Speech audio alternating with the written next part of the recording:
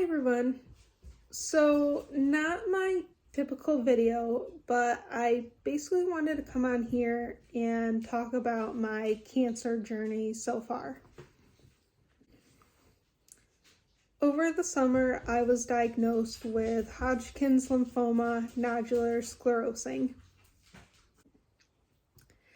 I guess I'll just start from the beginning. So back in early spring, I would say probably around like April, I started to become extremely tired, and that wasn't really normal for me because I was doing like 10,000 steps a day. I was going for walks constantly, walking my dogs. I was very active, and slowly my energy level just kept like dropping and dropping, and it was just becoming harder for me to do regular like daily tasks.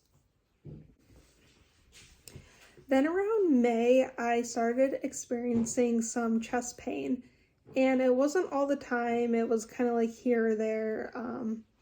But when I would be doing things like walking, the pain would definitely get worse. I had other symptoms around that time, like night sweats. I was having pretty frequent night sweats. I didn't really know what that meant. I just was getting them and I didn't really think it meant anything.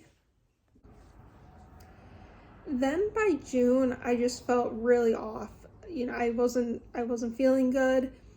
All of those symptoms definitely were getting worse and more frequent, and I felt like something was seriously wrong, and I couldn't put my finger on it. I didn't know what it was, but I knew something was very wrong. Then one day, I believe it was June 26th, I worked a full day, and then after work, I felt really off, really dizzy. I had a horrible chest pain. I thought maybe I was just overly tired and maybe it was like acid reflux, but like my gut told me to go to the hospital, so that's what I did. So I went to the ER, they admitted me, they ran a couple tests, they did a chest x-ray, they did an EKG, they did blood work.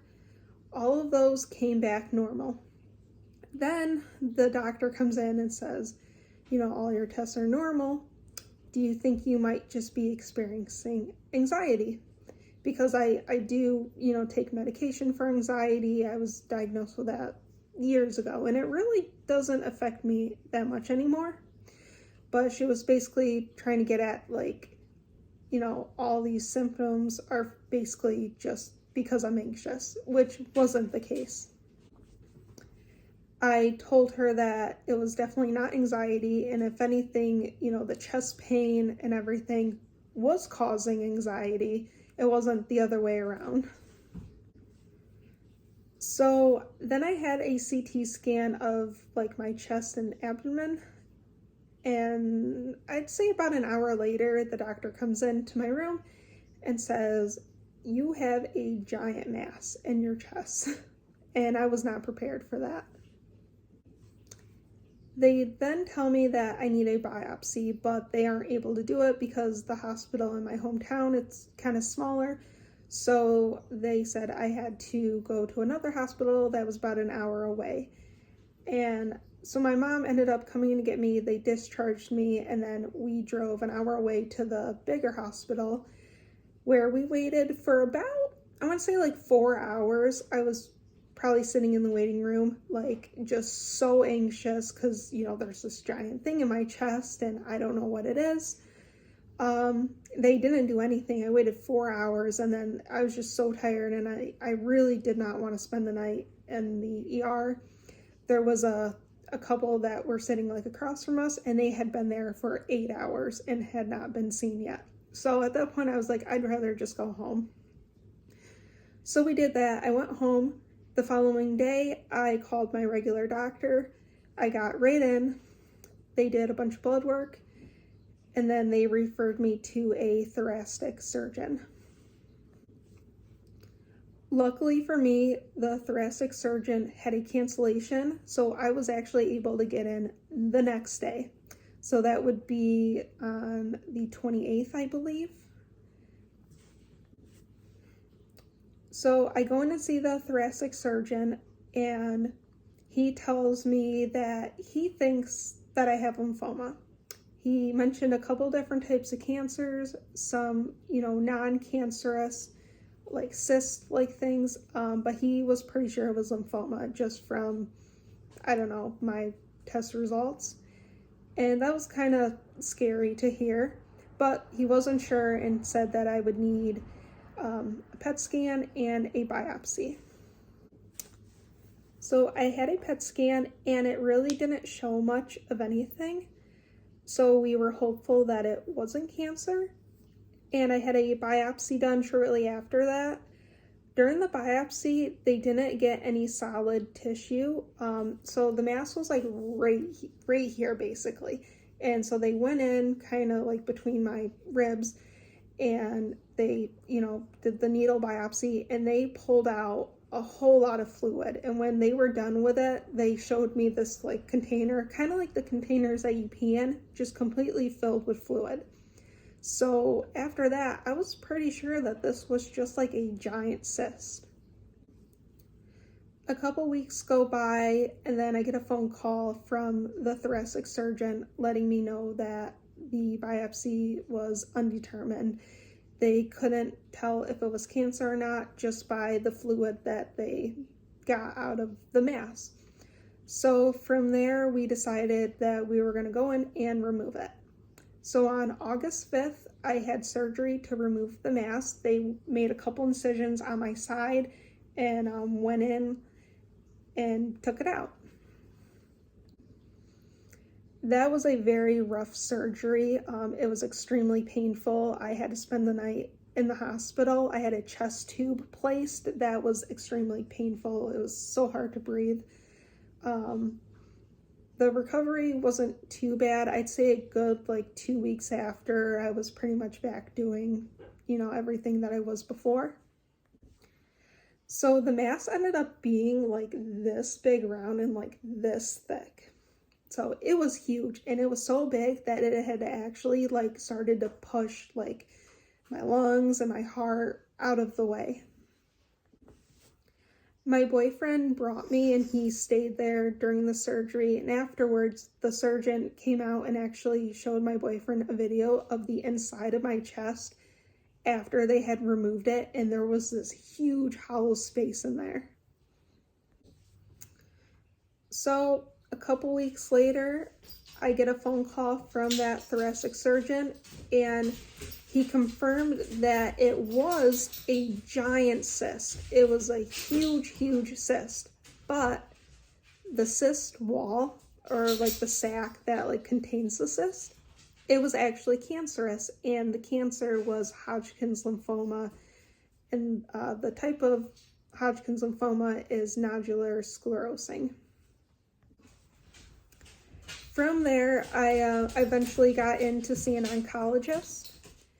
After meeting with the oncologist, I had a PET scan done, a second PET scan.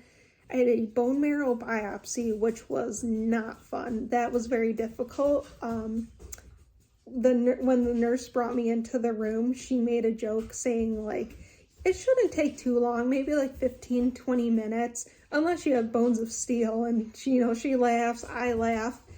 Well, it turns out I kind of do. My bones are so strong that it took about a half an hour, and they weren't able to get a bone sample. They were able to get in enough where they could extract the bone marrow, but they couldn't get an actual sample of my bone because my bones are just so strong. So I do not have to worry about osteoporosis. So, that's a plus. I also had a pulmonary function test, and turns out my lungs are very healthy. And I did have an echocardiogram. So after all of that testing, I went back to see the oncologist, and turns out that spot that was in my chest was the only cancerous spot in my entire body. Thank God. The fact that they went in and removed it kind of gave me an advantage. They because I am going through chemo now. I had my first treatment already, and next week will be my second treatment.